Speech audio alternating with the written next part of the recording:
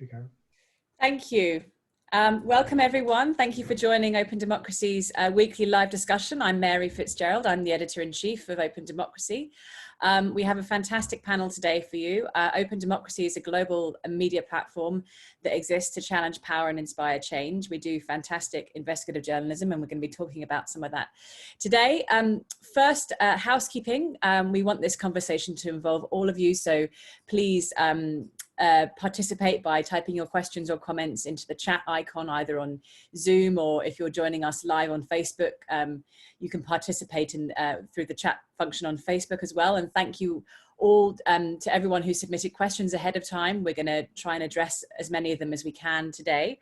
I will give a normal disclaimer, which I always give, which is that we're all broadcasting from our bedrooms or our kitchens or other parts of our homes. My children might run in at any moment, a dog might bark, bandwidth isn't always what it's supposed to be. So please bear with us if we have any unscheduled interruptions. It gives me great pleasure to announce our panel today. We have with us Claire Provost, who's the Global Investigations Editor at Open Democracy. We have Khatondi Soita Wepukhulu, who is one of our fantastic network of investigative journalists. She's worked undercover on investigations into abuse and mistreatment of women in Uganda. And we have Melissa Upreti, who's a human rights lawyer and member of the UN Working Group tackling discrimination against women. And we are here today. Really, the catalyst for this discussion is a big investigation which was released by Open Democracy last week, which revealed how women across the world, across 45 countries, have been subjected to appalling and often illegal mistreatment during childbirth, many times as a result of what doctors and lawyers have called unnecessary restrictions related to the pandemic. I'm going to introduce Claire first and ask her to just tell us what we found. I mean, it's extraordinary to me that although coronavirus seems to affect men worse medically, women appear to be suffering disproportionately from this crisis. And this is one of the things that this investigation has revealed. So Claire, tell us what you did in this investigation and what you found. Yeah, absolutely. Thank you, Mary.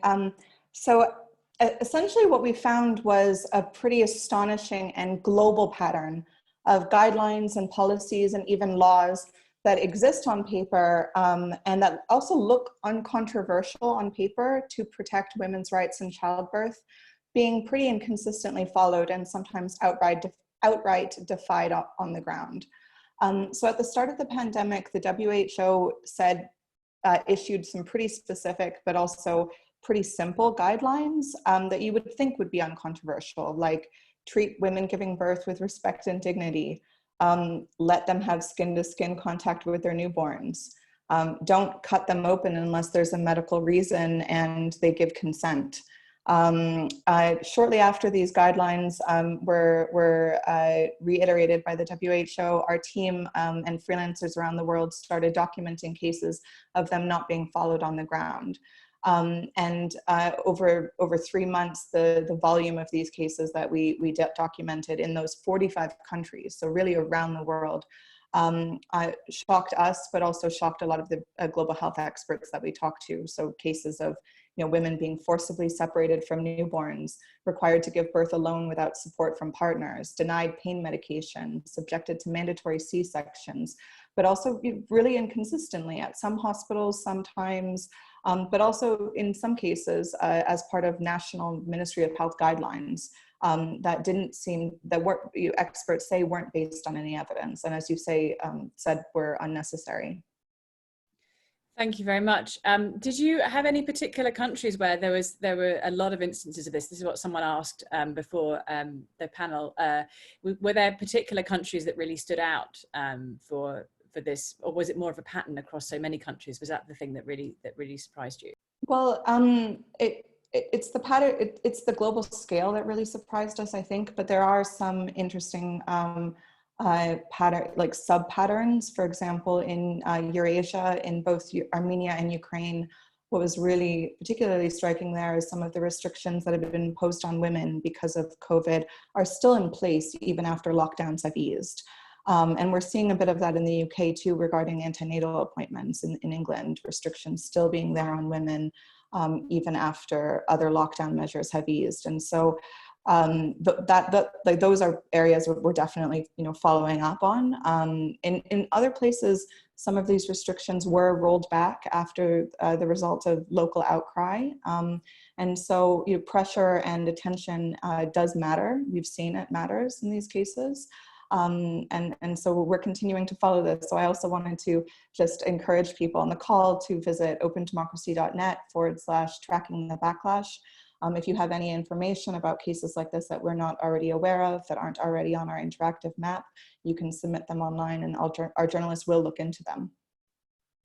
Thank you. Yeah, and I also, on that Tracking the Backlash page, opendemocracy.net/tracking the backlash, there's a recent story, follow-up story about what we found in England specifically. And I know that someone was asking a question before about instances in the UK, and we've my colleague Nandini Archer just brought out a piece yesterday which showed the postcode lottery that women face even after other lockdown restrictions have been lifted. There's an extraordinary fact, which is that if you're a pregnant woman, you can take your partner to the pub in England, but you can't take them to an antenatal appointment, which just says quite a lot.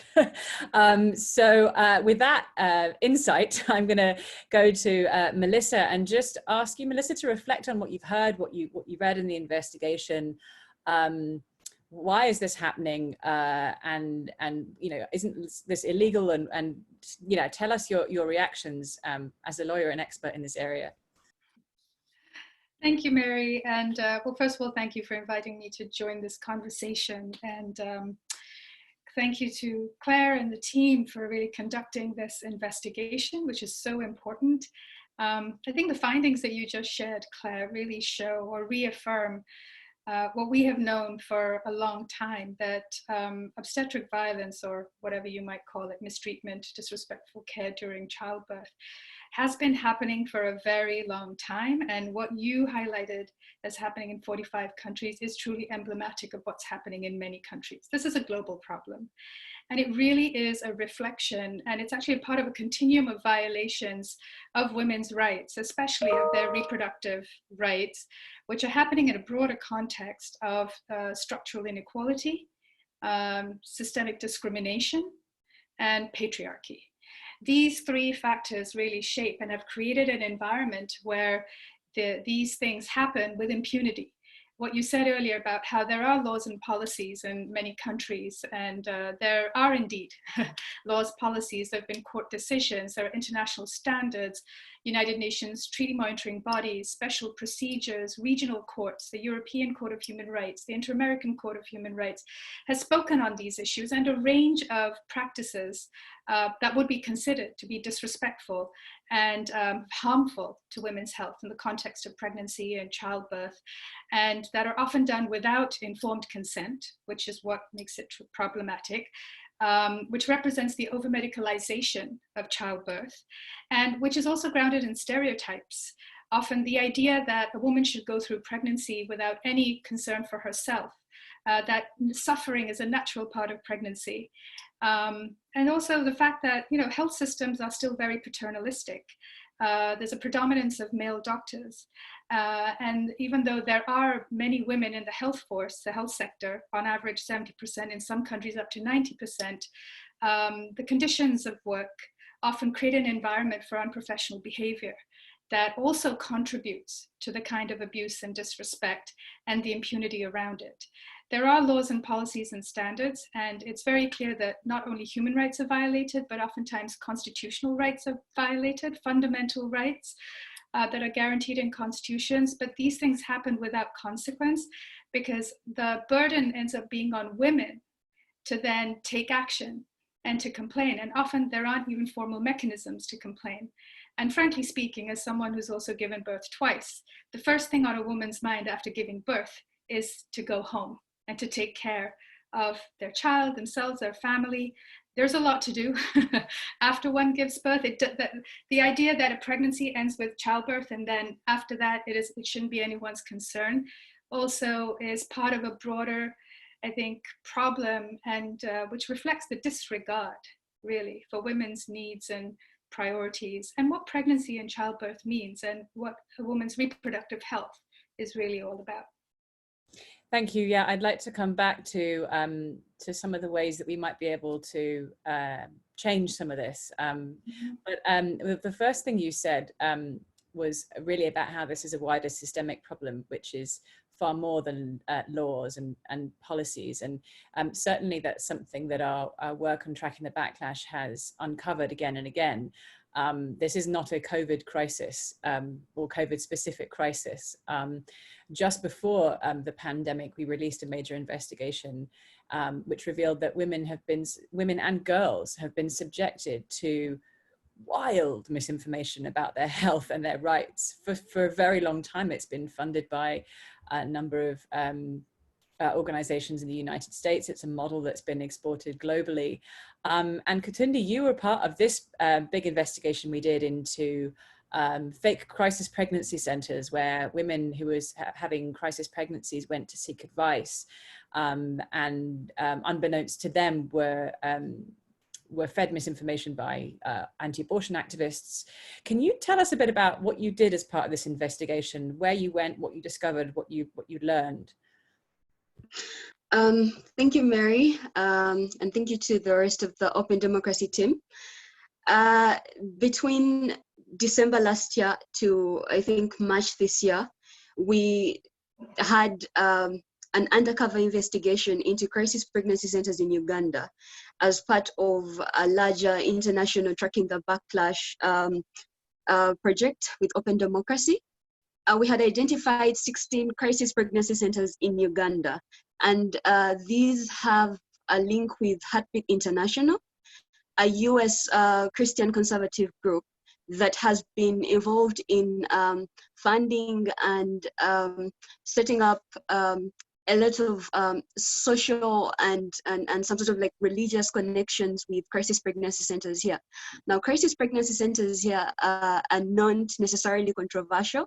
The term crisis pregnancy centers does not necessarily jump out in Uganda, right? The way it could maybe in the US. And I think it's because they haven't been thrust into the public eye or even by the media in our conversations about the right to safe abortion in Uganda, or even in tracking just the opposition before. So it was a very it was very informative, especially on the Ugandan scene for us. It's not something that even many of the SRHR actors in Uganda had been conversant about, the issue of crisis pregnancy centers. And of the 16, I went undercover reporting for 3 of them. One of them, Mary says these are centers that are approached by women, and some are actually approached by girls, really minors, and some as young as preteen years. One of them was Wakisa Ministries, which is the most well-known in the country. In this one, I went undercover as an older sister to a 15-year-old girl who has been raped by her uncle. So this is incestuous rape, and we are seeking help. We are stuck. Then the other was Alma Family Center, which I called in, posing as again an older sister to a 14-year-old that I suspect could be pregnant after learning that she has recently had unprotected sex. And I wanted to know, I'm stuck, what should I do? Should I administer emergency contraceptives?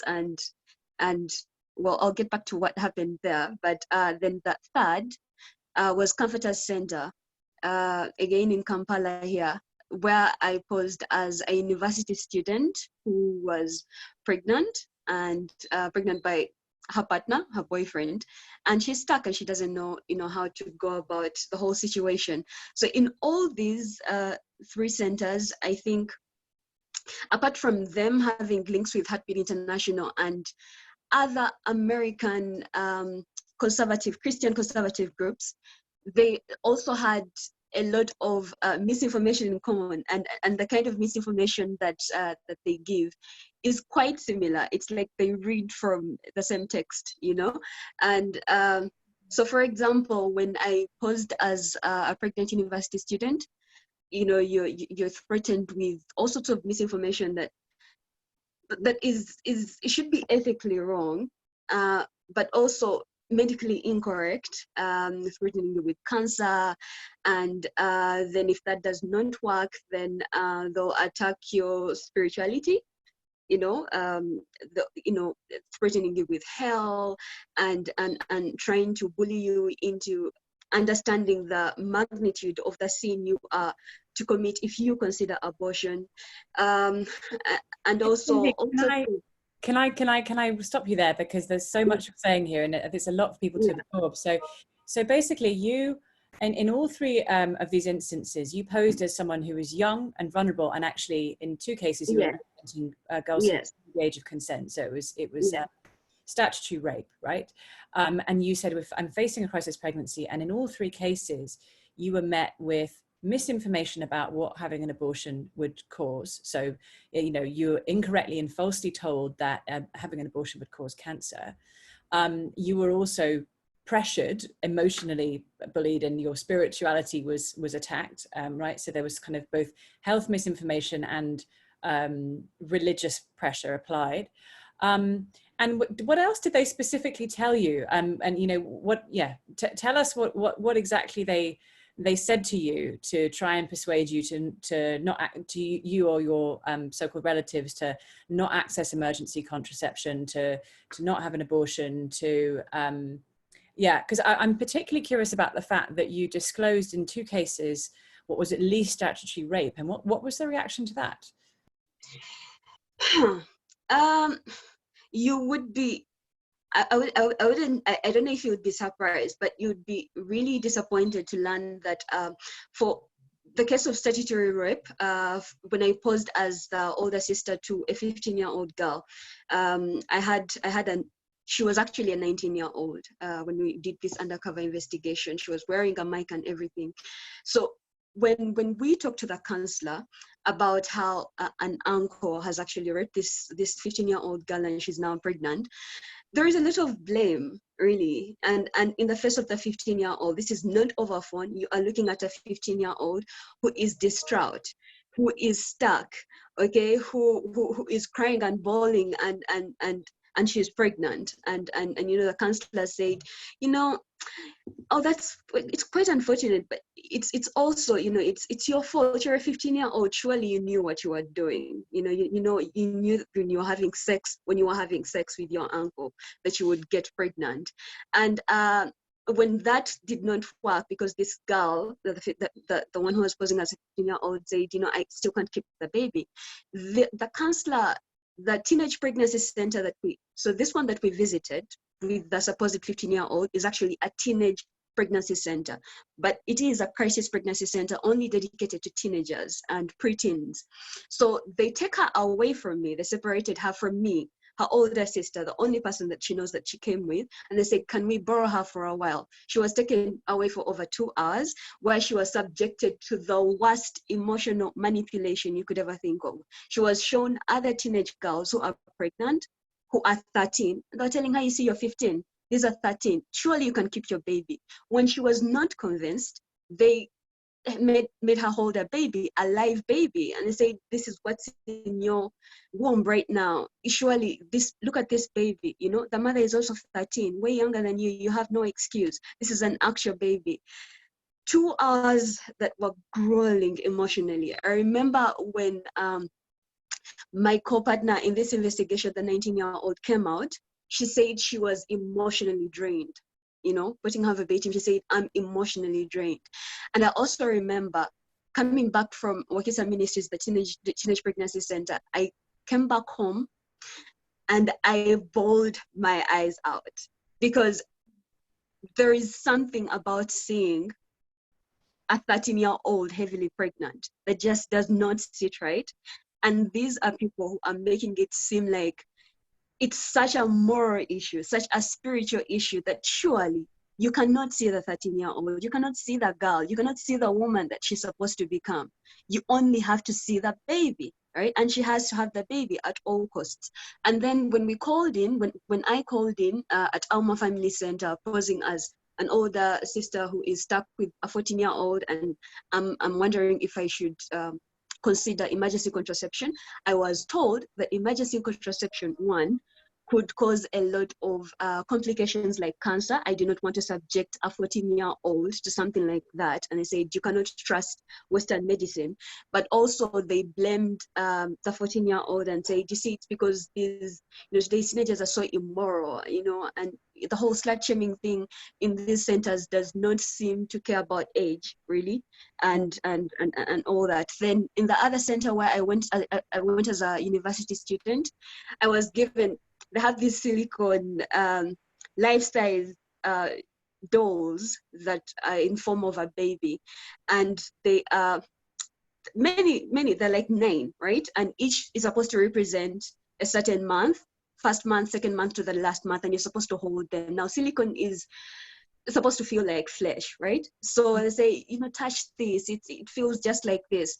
Never mind that it is biologically, it's not even, it's wrong. It's logically and factually wrong that a 1-month fetus is going to be in form of a baby, right? But they make you hold that because they were trying to tell me only 2 months pregnant, you say, that's your baby is just like this, they're this tiny, but they're showing me a tiny silicone doll that is like a baby. And then they made me pray, read from the Bible. It's the whole deal.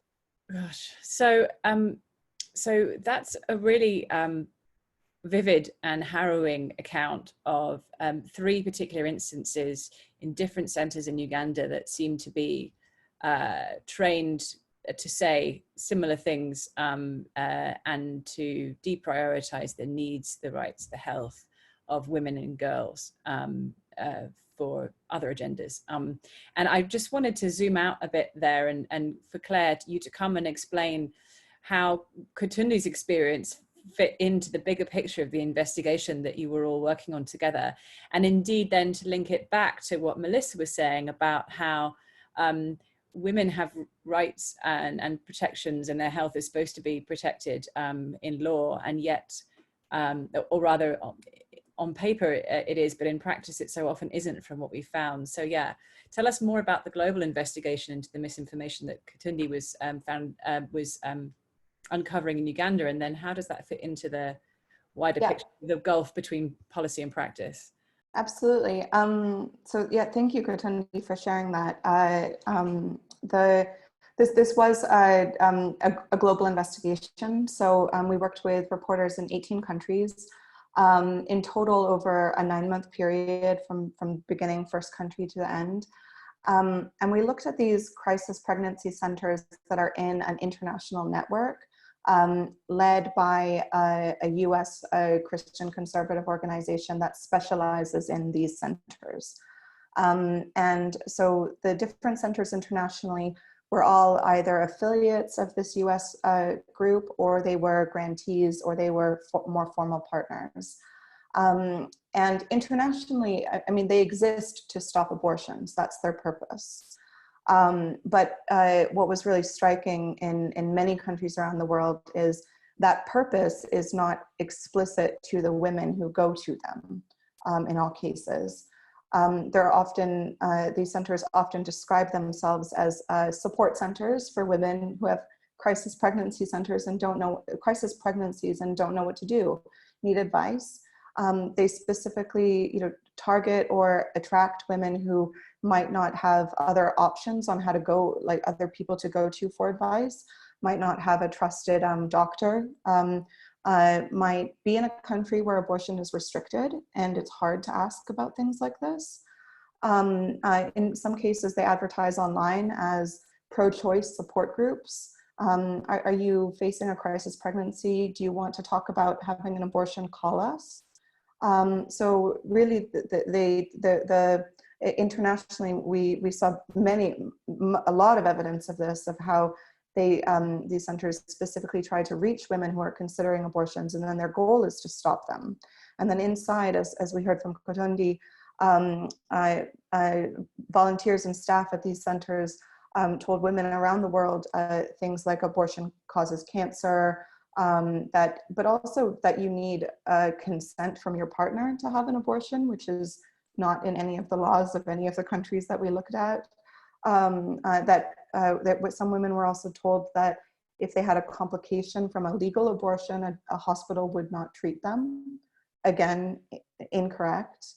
Another example was that if you have an abortion, your risk of abusing other children will rise by 99%, like a really, really specific and horrifying figure, also unfounded.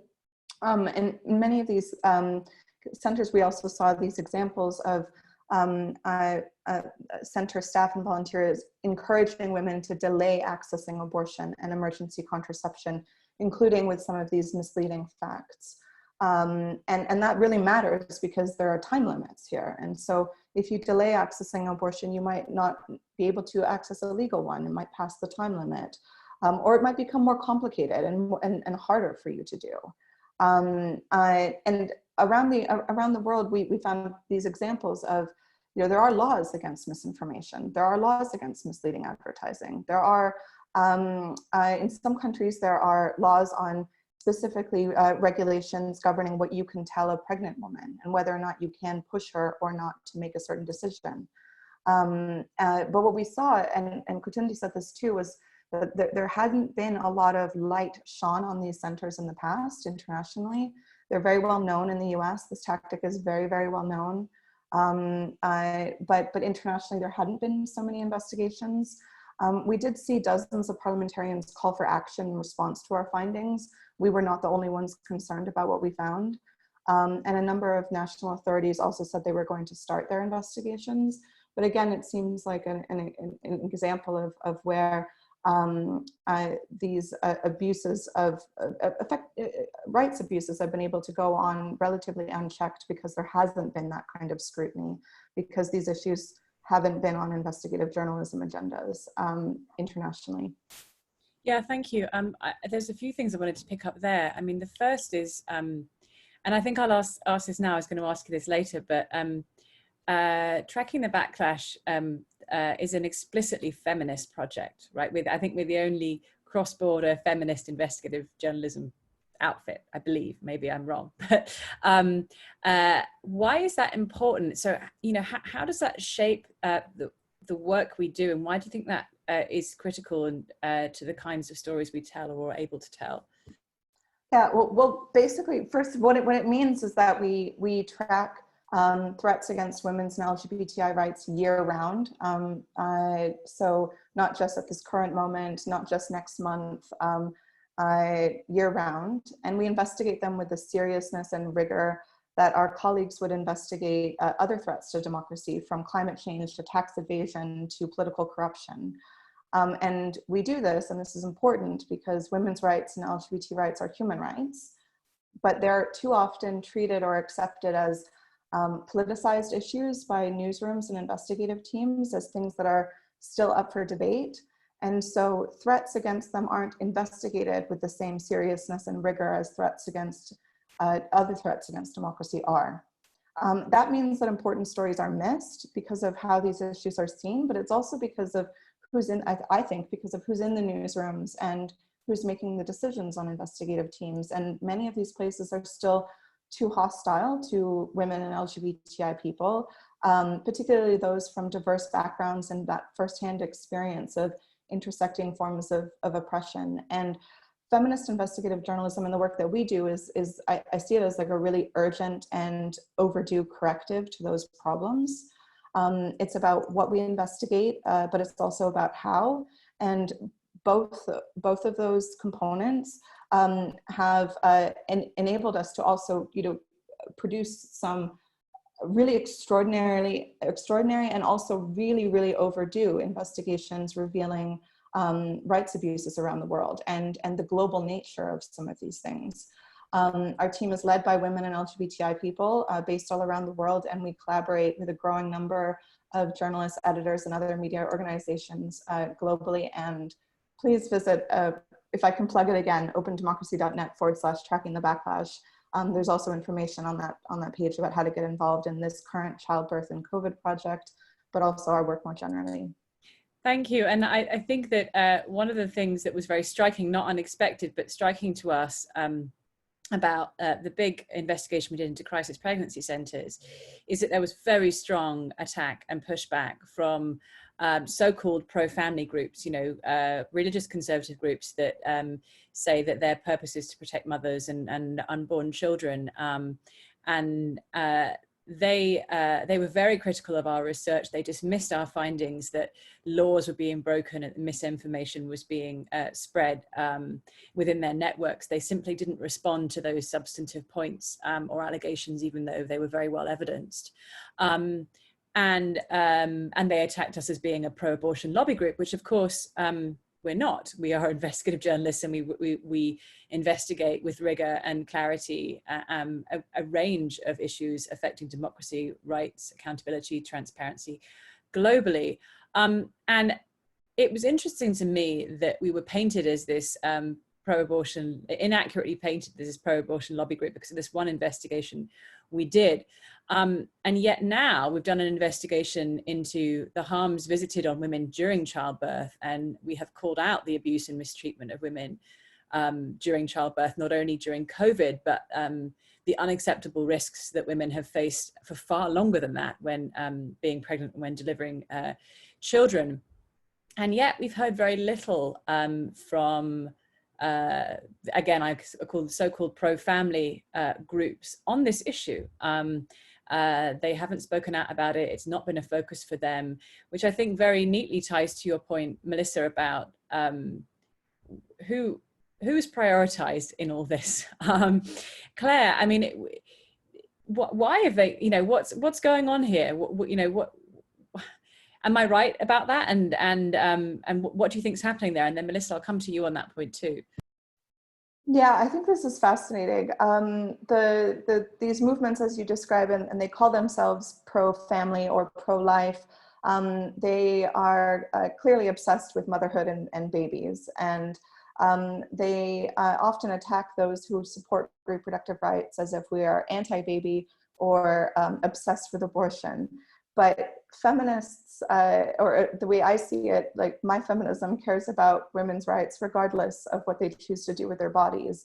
And for me and for our project, that's the point about women's rights being human rights. It's unconditional. It's not women's rights matter if they do X, Y, or Z. So for us, it was like completely natural to investigate threats against reproductive choice through crisis pregnancy centers. And then I investigate threats against women's rights in childbirth because women's rights are human rights unconditionally, regardless of what they do. And we investigate threats not only in certain circumstances. Again, we found this like shocking pattern of these rights being overlooked and restricted, but it was also shocking or revealing to see that these powerful motherhood obsessed groups have not been, as you say, have not been active on these issues. And instead they seem to have left obstetric violence that, Melissa, as you said, predates the current crisis. They seem to have left these issues paradoxically to the feminists that they attack as being anti-baby. Many of these same movements have also attacked the World Health Organization, which is the global health body that is standing up for women's rights in childbirth with these guidelines. And I think what this shows is, and I think this relates to another point, Melissa, you made before about stereotypes and about how like childbirth is something that you have to suffer through, and it's something women must do. We're obligated to do in a patriarchal society, and we shouldn't complain about it. And so that has, like, I think that's what's going on there, because it is really, otherwise it doesn't make sense. If you, some of the examples that we found of these restrictions on women in childbirth are in the same places as presidents have stood up and told people, use lockdown to have as many babies as you can. The future of our nation depends on you reproducing. And then, so it otherwise it doesn't make sense, and I don't know if we can bring Melissa in here. I'd like to hear what she thinks about this. Is the only way I could make sense of this is that these groups actually don't care about our rights during childbirth because childbirth is our obligation as women. Do you think that makes sense, or how would you explain their silence in this area? Or is there an opportunity to engage them on these issues? Yeah, I mean, this is such a profoundly important question, because I think what you just described is really, there's a very coordinated, well-resourced, organized strategy at play here. And a lot of things are happening which on the surface seem benign and in women's interests, right? What you said, Khatondi, earlier, crisis pregnancy centers, which on their face are supposed to help women through a quote unquote crisis. But then on the other hand, if you look at the information they're being provided, and not just that, but what they're being put through. I mean, what you described, Khatondi, was, to me, sounded like cruel, inhuman, and degrading treatment. It really sounded like abuse. It was traumatizing just to hear about it. Now imagine young girls having to go through that when people know fully well, or at least the research shows, that adolescent girls are 5 times more likely to die from complications due to pregnancy than adult women. So complete disregard for the person and for the possible outcomes for that individual's life, while claiming to stand up for the lives of the so-called unborn. The hypocrisy, I think, is another very standard element of this. Speaking of, I mean, this is really, what we're seeing is a very organized attempt to roll back women's rights, not just deny them their rights, but to give you an example from a global feminist perspective, especially since in the early 90s, that's when women's rights were formally declared as human rights.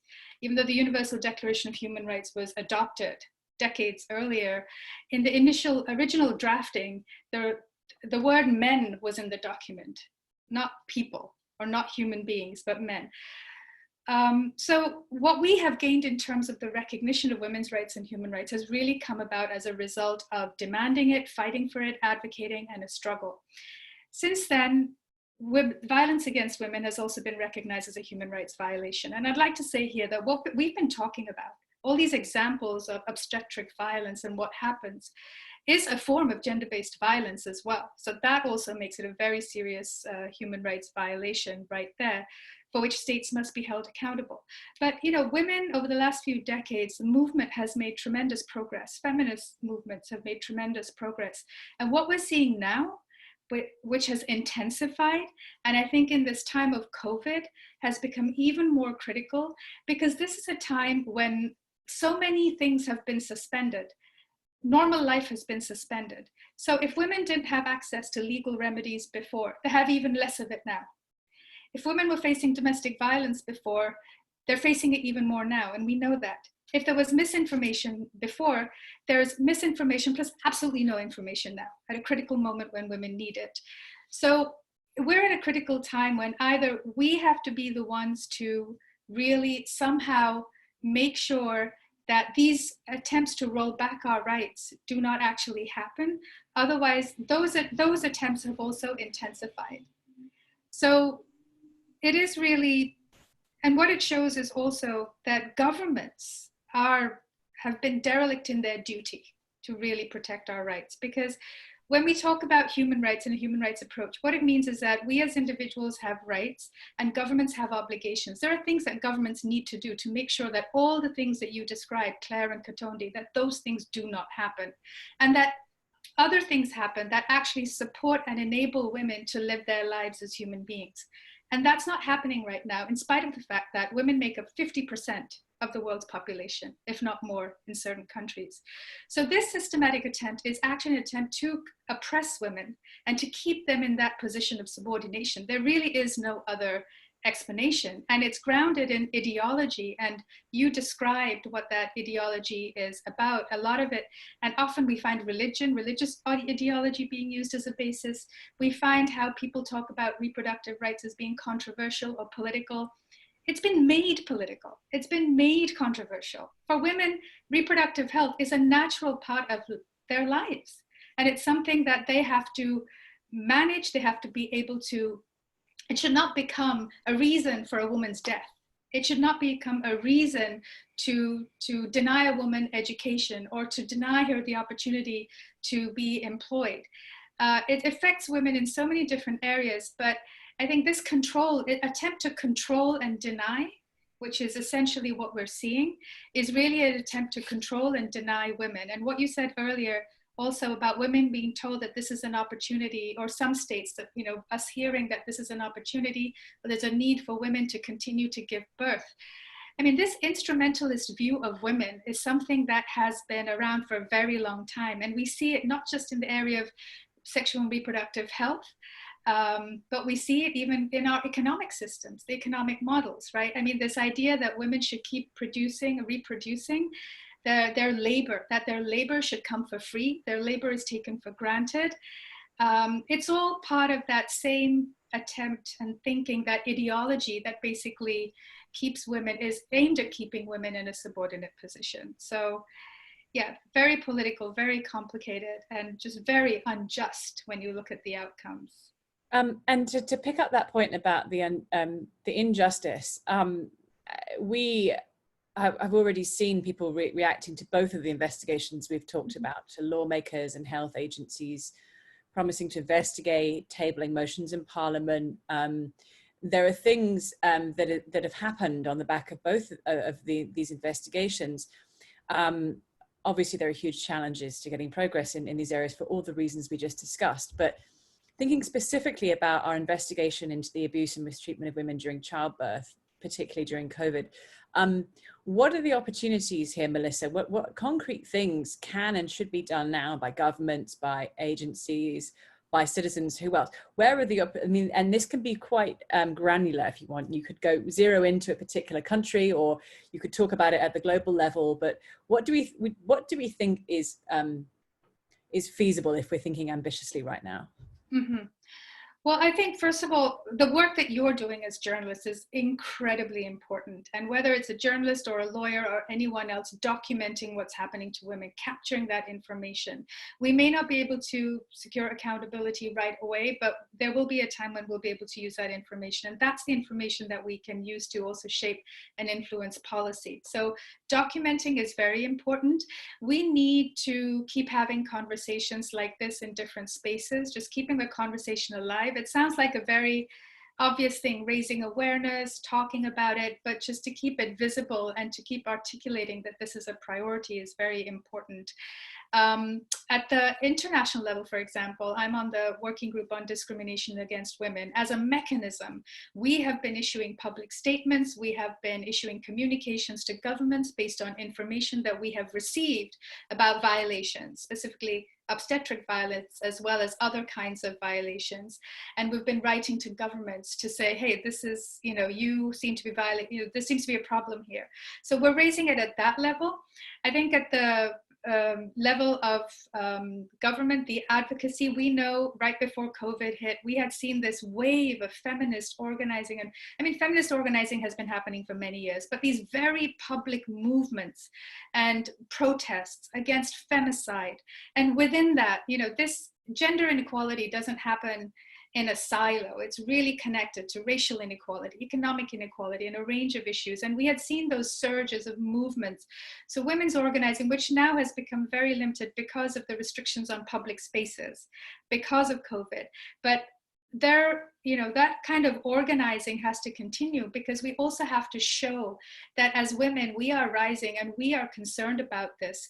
And, there are enough, I think, laws, policies, and practices in place that we can cite as good practices and promising practices and say, this is how it needs to be done. I think we need to also very regularly and now make these examples part of our conversation to show that these things can be done.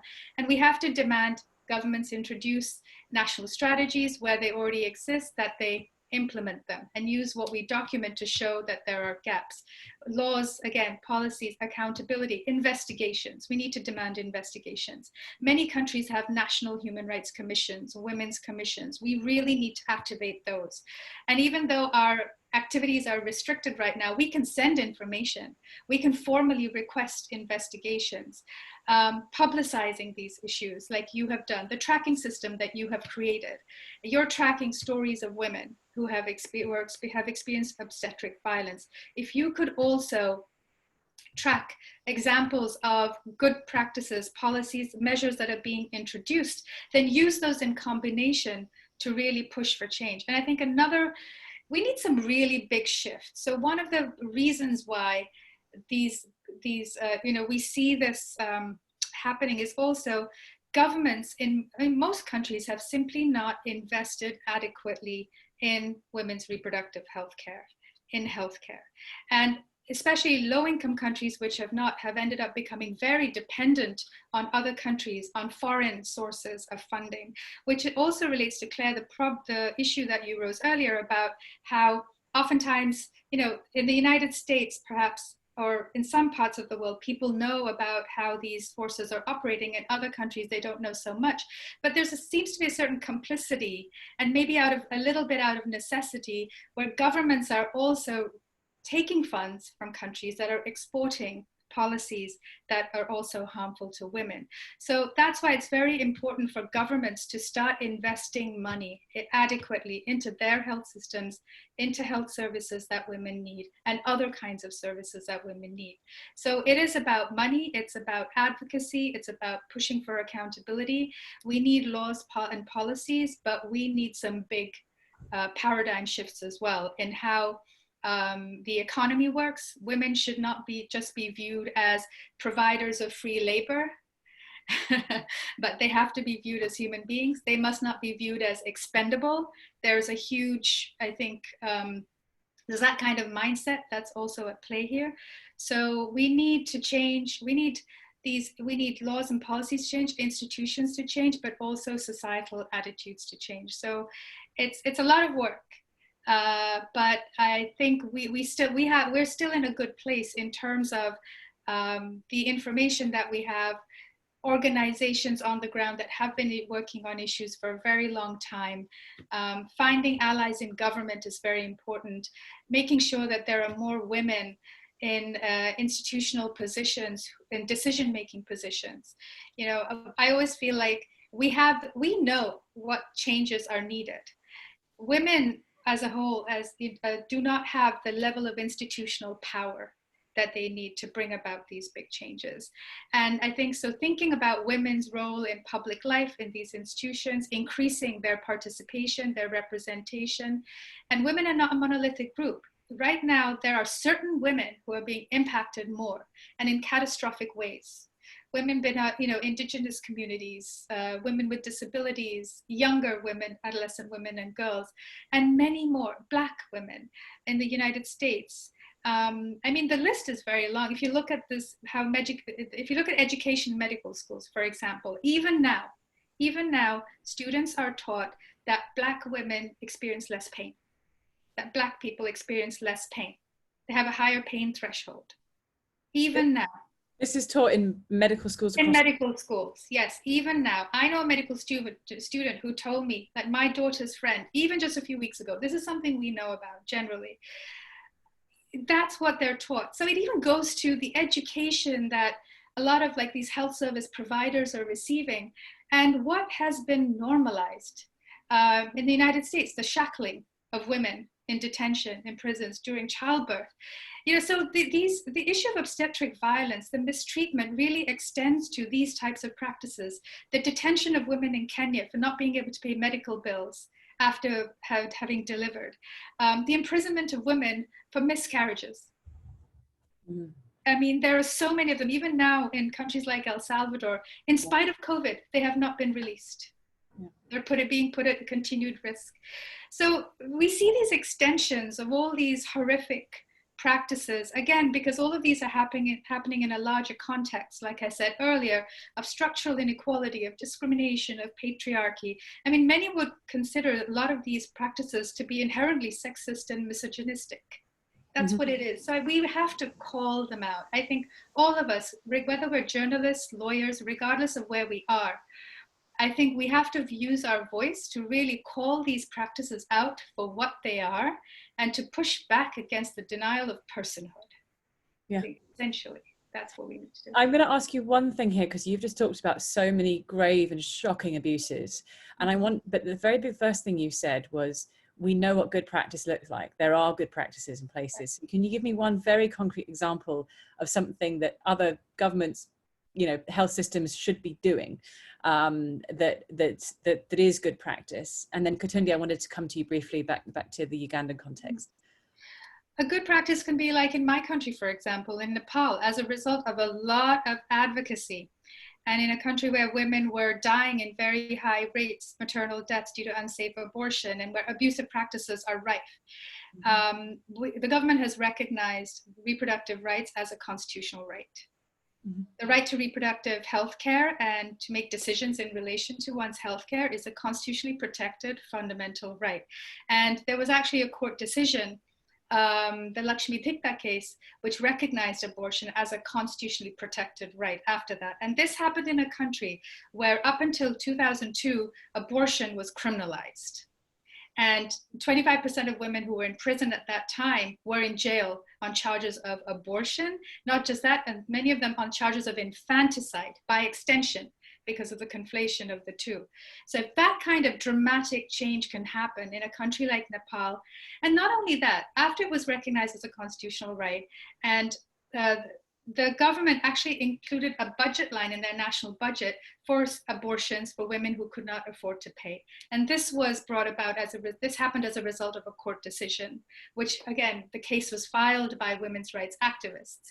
So there was this movement, a lot of effort, but that's one good practice that really comes to mind. There's still a lot to do, because I said laws are important, but not enough. But that also helped change the mindset of many people, because now when people talk about reproductive health, they know, oh, it's a constitutionally protected fundamental right. So we have to take this seriously.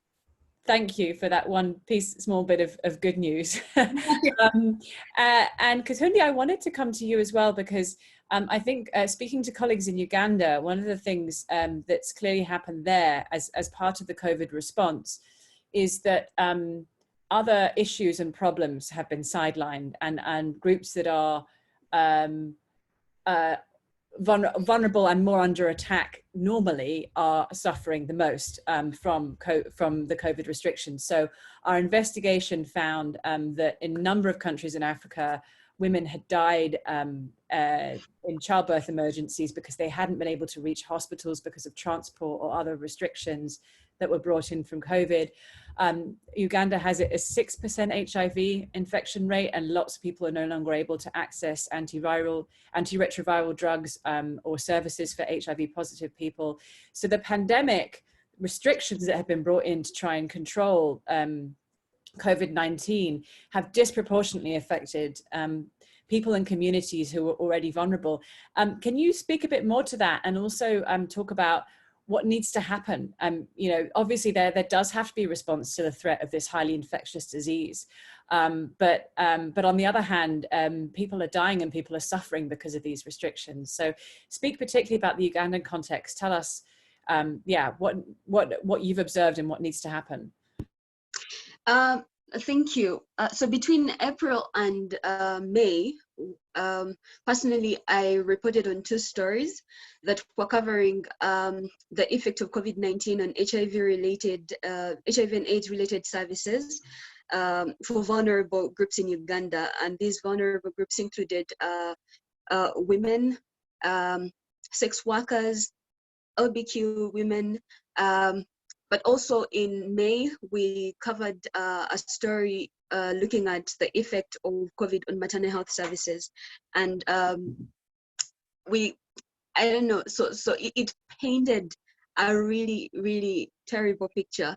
I think that firstly, we got to know that vulnerable groups, like you said, are even more vulnerable, more than before. It's gotten really worse, and it's really bad. So, for example, we reported on sex workers.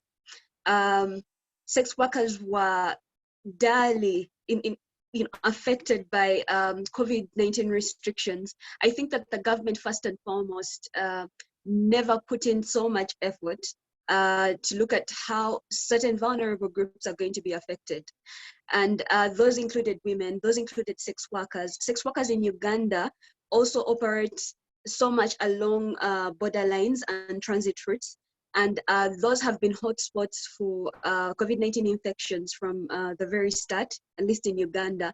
And instead of the government looking at a way to protect sex workers in this situation, they just harassed them. There were arrests at the borders. They were beaten up. There's so many reports of sex workers being arrested and beaten up by police officers and army personnel. And then we had reports of many of them cannot access PrEP anymore. And PrEP it helps with exposure to HIV. It's taken on the daily by HIV negative people. And sex workers that were previously needing such medication delivered to them consistently had no access to them. And then organizations that were also helping in delivering such medications were unable to because of transport issues, because of lockdown and seizing of public transport and other because of government directives. So we public health officials, for example, were estimating that we're going to see a lot of increase in HIV transmissions, and it's like the government was just, I don't know if they read the papers, I don't know if they care, but there was literally no response for a long while. And when we looked into the story of the effect of maternal health services under COVID-19, many health officials who are reporting that there is over a 70% decrease in the number of women coming in for maternal health services. Now, if it's 70%, where are they getting these services?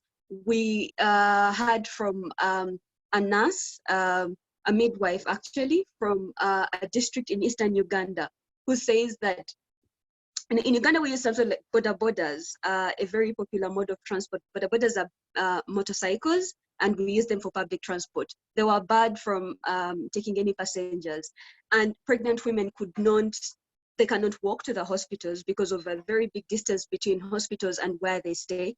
But also, like in case of labor, one cannot get on a border, but the borders were not willing to take pregnant women. Now you would be saying, in case of this, why wouldn't the government put an exception for them?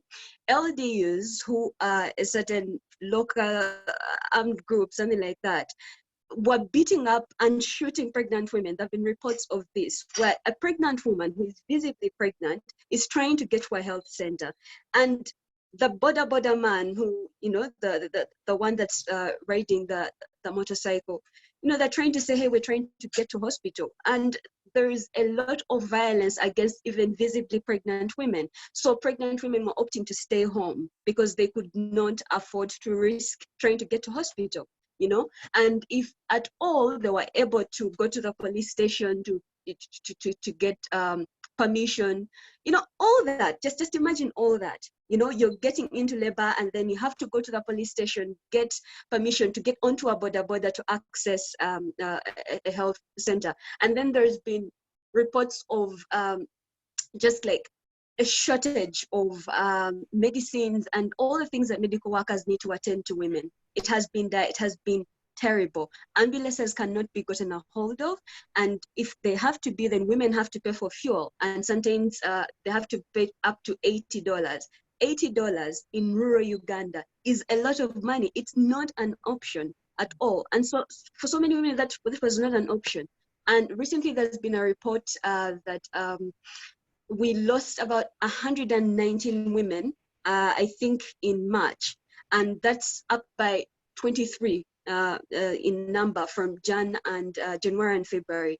And I think it went down just a little lower to 96 in April, but still, are you getting this? I don't think that there should be even one woman losing their life because they are trying to give birth or because they are pregnant. One is just too much, right?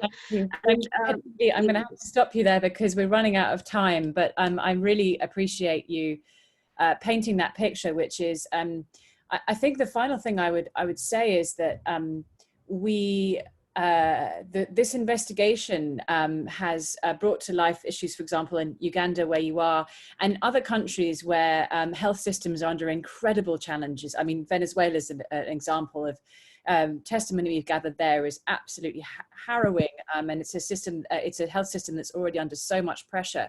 But the thing that was striking to me was that it's not just in countries that might have weaker infrastructure or struggling with resources, right? It's across the board. We are seeing at different levels and in different ways, women's needs and rights and healthcare necessities being deprioritized right across the board, from indeed the impossibility of just getting transport to a hospital, through to bizarre and silly things like the example I used at the beginning in the UK, where you know, it seems to be more important to be able to go to the pub than it does to take your partner to an antenatal appointment. And I feel as though that's the connective tissue that sits across all the 45 countries that we looked at. And it's the same dynamic played out in different detail in different contexts. Claire, do you want to say something very brief at the end about what people can do, having listened to this conversation, what they can share, how they can get involved, what next steps they can take, and then we'll wrap it up. Yeah, thank you. So please, again, go to www.opendemocracy.net/tracking the backlash. On that site, you can find how to sign up to our newsletter, but also specific to this project, how to contribute information to our ongoing investigation. What we published last week was the first series of stories in a really ongoing investigation that has no end date. So please, you know, do, if you know of any cases, or if you know of any organizations that might know of other cases, please do send around the links to our crowdsourcing form. If people do contribute information, our journalists will look into it. We track these issues every single day, all year. And if you think there are organizations that need to know about our findings because they may be able to advocate or litigate or do other things which could lead to concrete change, then again, please share it widely. Thank you so much to all the fantastic panelists and to everyone who participated and listened today. This webinar will be live from tomorrow, so you can share it with other people who may want to hear it and download it and weren't able to join us right now. Thank you so much to everyone, and I wish you a very good afternoon, morning, evening, rest of your day, depending on